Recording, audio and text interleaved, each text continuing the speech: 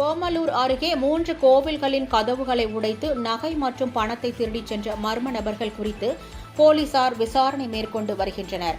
சேலம் மாவட்டம் ஓமலூரை அடுத்த ஊமகவுண்டன்பட்டி கிராமத்தில் அருள்மிகு சக்தி மாரியம்மன், நீர் மாரியம்மன், மல்லிகேஸ்வரர் பர்வதவர்தினி ஆகிய திருக்கோவில்கள் அமைந்துள்ளன.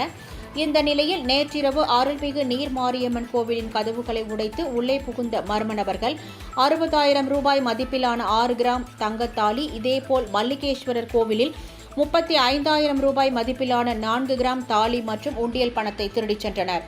சக்தி மாரியம்மன் கோவிலின் கதவை உடைத்து உள்ளே நுழைந்த மர்ம நபர்கள் கோவிலில் தங்கம், வெள்ளி பொருட்கள் ஏதும் இல்லாததால் ஏமாற்றத்துடன் திரும்பி சென்றுள்ளனர். இந்த சம்பவம் குறித்து தீவட்டிப்பட்டி போலீசார் வழக்கு பதிவு செய்து விசாரணை மேற்கொண்டு வருகின்றனர். இச்சம்பவம் அப்பகுதியில் பரபரப்பை ஏற்படுத்தியுள்ளது.